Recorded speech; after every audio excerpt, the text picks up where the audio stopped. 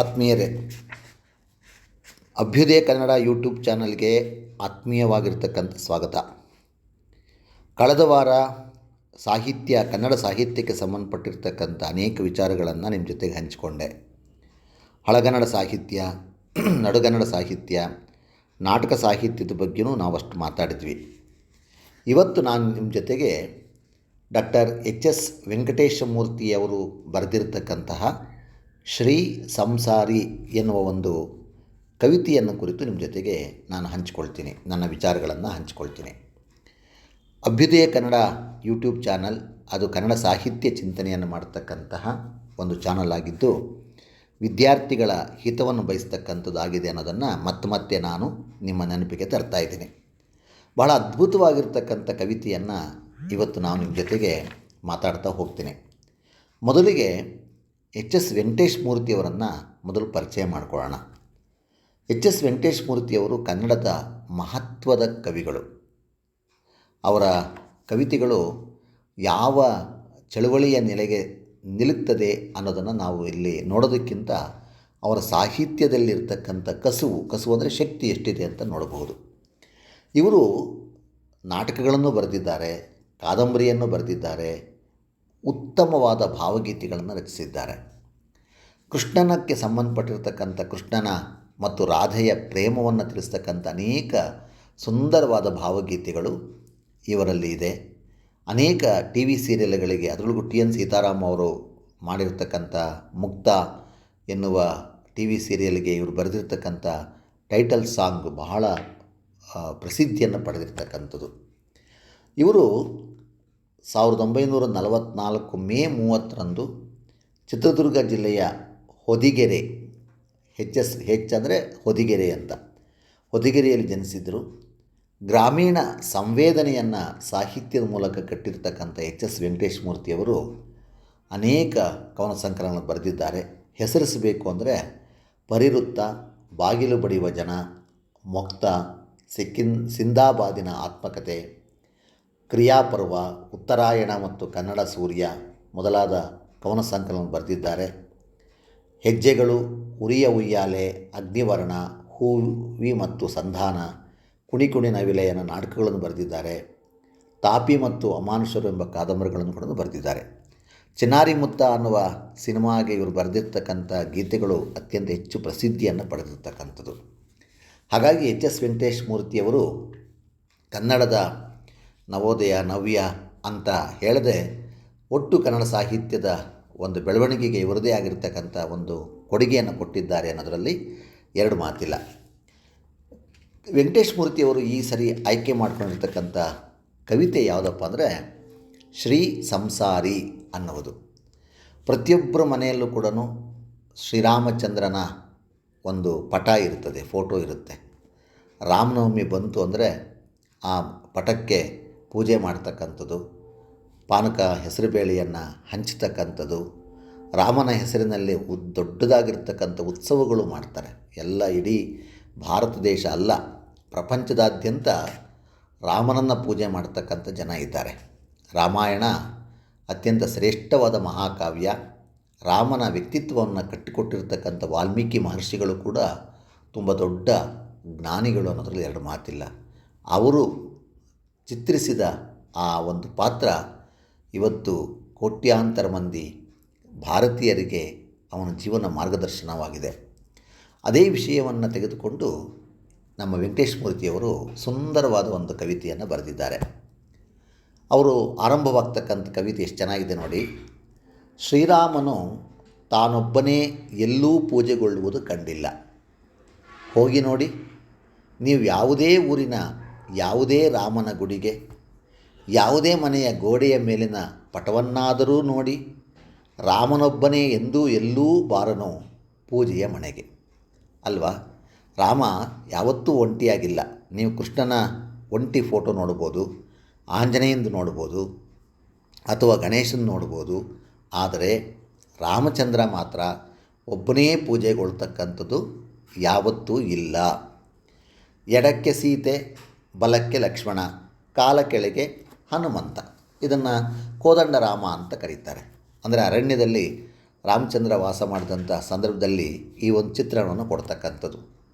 ಇದು ಬಿಟ್ಟರೆ ಮತ್ತೆ ಇದನ್ನೂ ಸೇರಿದಂತೆ ಒಟ್ಟು ಕುಟುಂಬದಲ್ಲಿ ಕೆಲವು ಪಟದಲ್ಲಿ ಅಂದರೆ ಕೆಲವು ಫೋಟೋಗಳನ್ನು ನೋಡಿದಾಗ ತಮ್ಮ ಶತ್ರುಘ್ನ ಚಾಮರ ಹಾಕುವ ಭಂಗಿ, ಹಿಂದೆ ಕೊಡೆ ಹಿಡಿದ ಭರತ, ವಿಭೀಷಣ, ಜಾಂಬವ, ದೊರೆ ಸುಗ್ರೀವ, ಕೆಲವು ಪಟದಲ್ಲಿ ಮಾಂಡವಿ, ಊರ್ಮಿಳೆ, ನಗುತ್ತಿರುವ ಶ್ರುತಕೀರ್ತಿ. ಇಲ್ಲಿ 3 ಥರದ್ದು. ಒಂದರೊಳಗೆ ಕೋದಂಡರಾಮ ಸಿಕ್ತು. ಇನ್ನೊಂದು ಏನಪ್ಪ ಅಂದರೆ 5 ಜನ ಇರ್ತಕ್ಕಂಥದ್ದು. ಯಾರ್ಯಾರು? ರಾಮ, ಲಕ್ಷ್ಮಣ, ಸೀತೆ, ಆಂಜನೇಯ ಮತ್ತು ಭರತ ಮತ್ತು ಶತ್ರುಘ್ನ ಅಂತಕ್ಕಂಥವ್ರು ಇರತಕ್ಕಂಥದ್ದು. ಅದು ಬಿಟ್ಟು ಇನ್ನೊಂದು ಫೋಟೋ ಯಾವುದಪ್ಪ ಅಂದರೆ ಪಟ್ಟಾಭಿರಾಮ. ಆ ಪಟ್ಟಾಭಿರಾಮದಲ್ಲಿ ಇವ್ರ ಜೊತೆಗೆ ವಿಭೀಷಣ ಇದ್ದಾನೆ, ಜಾಂಬವಂತ ಇದ್ದಾನೆ, ದೊರೆ ಸುಗ್ರೀವನೂ ಇದ್ದಾನೆ.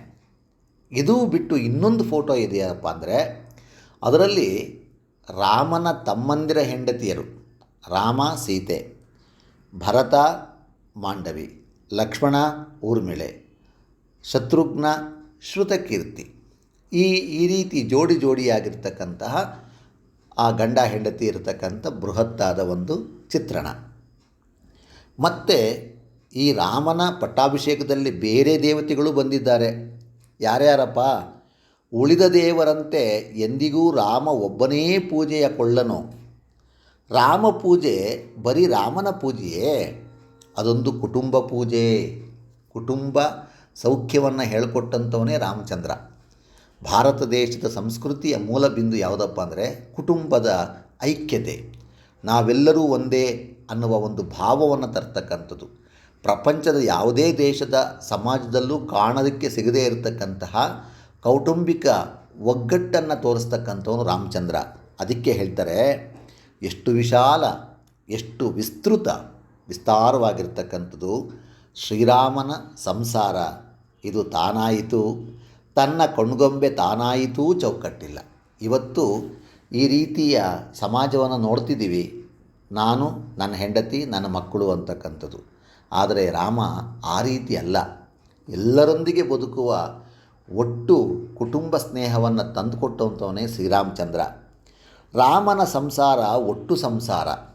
ತಮ್ಮಂದಿರು, ನಾದಿನಿ, ತಾಯಿ, ಆಳು ಕಾಳಿಗೂ ಮನ್ನಣೆಯುಂಟು. ಜೊತೆಗೆ ಗೆಳೆಯರಿಗೂ ಕೂಡ. ಅಯೋಧ್ಯೆಯಲ್ಲೇ ಲಂಕೆ, ಕಿಷ್ಕಿಂಧ, ಗುಡ್ಡಗಾಡು ಸೇರಿರಲು ಆರ್ಯ, ದ್ರಾವಿಡ, ಆದಿವಾಸಿಗೂ ರಾಮ ಪೂಜೆಯಲ್ಲಿ ಪಾಲು. ಇವು ಏನು ನಾವು ವಸುದೈವ ಕುಟುಂಬಕಂ ಅಂತ ಹೇಳ್ತೀವೋ, ಇಲ್ಲಿ ಯಾವುದೇ ಭೇದ ಅನ್ನೋ ನೋಡೋಕ್ಕಾಗೋದಿಲ್ಲ. ಎಲ್ಲರೂ ಒಂದೇ ಅನ್ನುವ ಭಾವವನ್ನು ತೋರಿಸ್ತಕ್ಕಂಥದ್ದು. ಅಯೋಧ್ಯೆಯಲ್ಲಿದ್ದರೂ ಕೂಡ ಆ ಲಂಕಾಪಟ್ಟಣದ ವಿಭೀಷಣನೂ ಇದ್ದಾನೆ, ಕಿಷ್ಕಿಂಧೆಯ ಸುಗ್ರೀವನೂ ಇದ್ದಾನೆ, ಗುಡ್ಡಗಾಡಲ್ಲಿ ಸೇರಿರ್ತಕ್ಕಂಥ ಶಬರಿ ಇರ್ಬೋದು, ಅಥವಾ ಬೇರೆ ಅವನನ್ನು ಆ ನದಿಯನ್ನು ದಾಟಿಸಿರ್ತಕ್ಕಂಥವನು ಇರ್ಬೋದು. ಯಾರೇ ಆದರೂ ಕೂಡ ಎಲ್ಲರೂ ಒಂದೇ ಕಡೆ ಸೇರ್ತಕ್ಕಂಥ ಅವಕಾಶವನ್ನು ಶ್ರೀರಾಮಚಂದ್ರ ಮಾಡಿಕೊಟ್ಟಿದ್ದಾನೆ. ಆಂಜನೇಯನೂ ಆ ಜೊತೆಗಿದ್ದಾನೆ. ಸಂಸಾರದ ಈ ಸಾರ ವ್ಯವಸ್ಥೆ ಪೂಜೆಗೊಳ್ಳುವುದು ಈ ನೆಲದಲ್ಲಿ. ನಿತ್ಯಾರಾಧನೆ, ನಿತ್ಯ ನೈವೇದ್ಯ ರಾಮನ ಪೂಜೆಯ ನೆವದಲ್ಲಿ ಅಲ್ವಾ. ನಮಗೆ ರಾಮನ ಫೋಟೋ ನೋಡಿದಾಗಲೆಲ್ಲ ಮತ್ತೆ ಜ್ಞಾಪಕ ಬರೋದು ಏನಪ್ಪ ಅಂದರೆ, ಒಂದು ಸಂಸಾರದ ಸಾರ. ಒಂದು ಒಟ್ಟು ಸಂಸಾರ ಹೇಗಿರಬೇಕು? ಎಲ್ಲರೊಂದಿಗೆ ಬೆರೆಯುವುದಾಗಿರಬೇಕು. ಆ ಗುಹನಂತೆ ಗುಡ್ಡುಗಾಡನ್ನು ಸೇರತಕ್ಕಂಥವನಿರ್ಬೋದು, ರಾಕ್ಷಸ ಒಂದು ವಂಶದ ವಿಭೀಷಣನಿರ್ಬೋದು, ವಾನರ ಸೈನ್ಯದ ರಾಜನಾಗಿರ್ತಕ್ಕಂಥ ಸುಗ್ರೀವನಿರ್ಬೋದು, ಹನುಮಂತ ಇರ್ಬೋದು.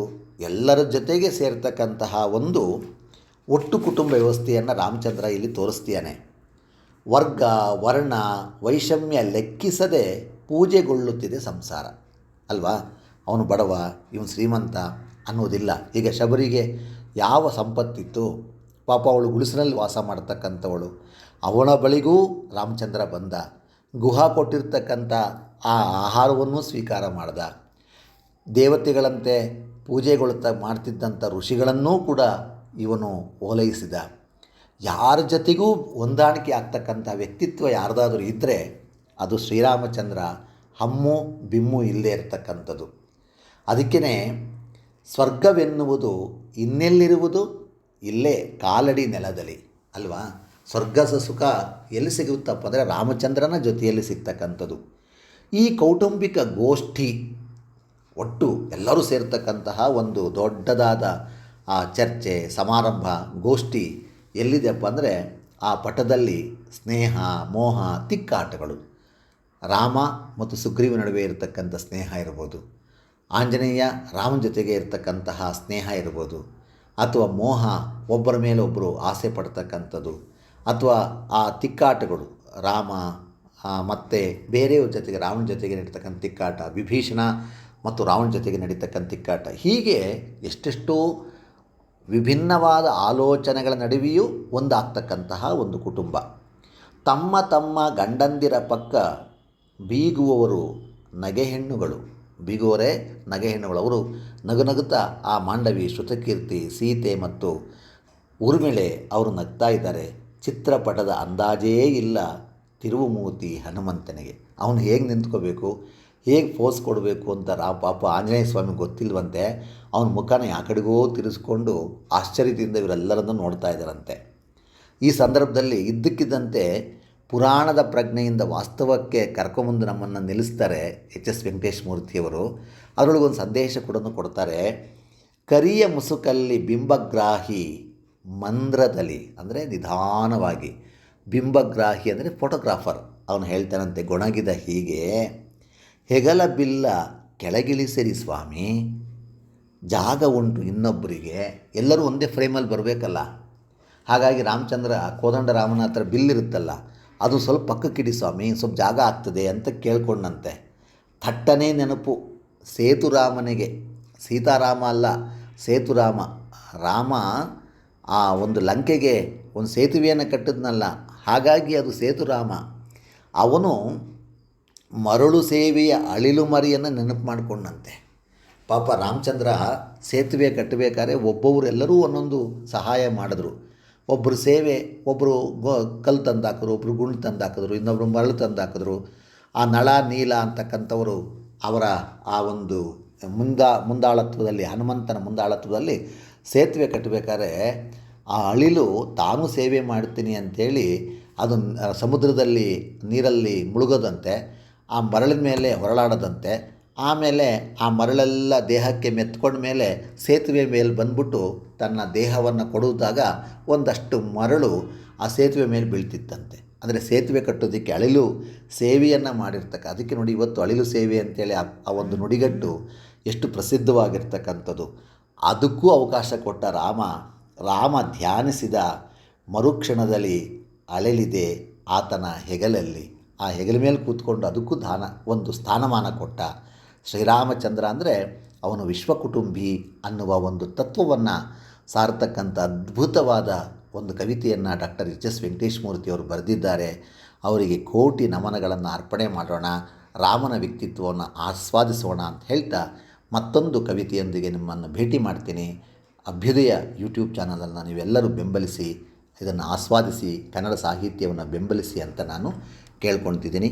ಡಾಕ್ಟರ್ ಪಾವಗಡ ರೇಣುಕಾ ಪ್ರಸಾದ್ ಮತ್ತೊಮ್ಮೆ ನಿಮಗೆ ನಮನಗಳನ್ನು ಅರ್ಪಣೆ ಮಾಡ್ತಾಯಿದ್ದೀನಿ.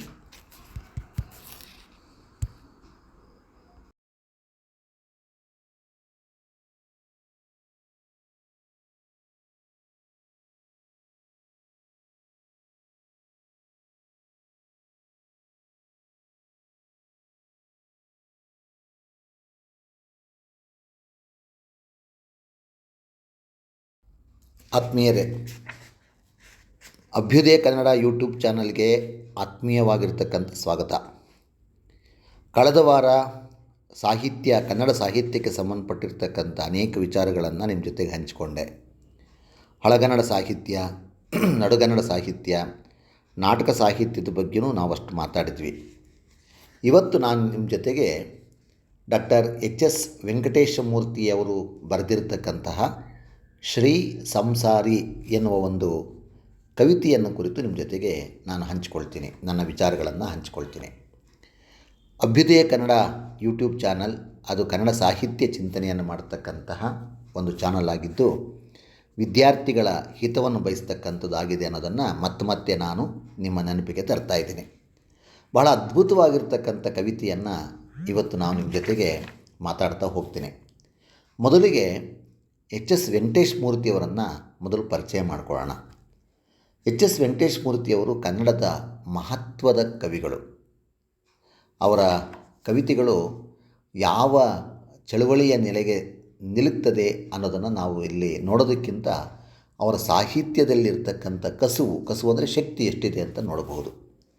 ಇವರು ನಾಟಕಗಳನ್ನು ಬರೆದಿದ್ದಾರೆ, ಕಾದಂಬರಿಯನ್ನು ಬರೆದಿದ್ದಾರೆ, ಉತ್ತಮವಾದ ಭಾವಗೀತೆಗಳನ್ನು ರಚಿಸಿದ್ದಾರೆ. ಕೃಷ್ಣನಕ್ಕೆ ಸಂಬಂಧಪಟ್ಟಿರ್ತಕ್ಕಂಥ ಕೃಷ್ಣನ ಮತ್ತು ರಾಧೆಯ ಪ್ರೇಮವನ್ನು ತಿಳಿಸ್ತಕ್ಕಂಥ ಅನೇಕ ಸುಂದರವಾದ ಭಾವಗೀತೆಗಳು ಇವರಲ್ಲಿ ಇದೆ.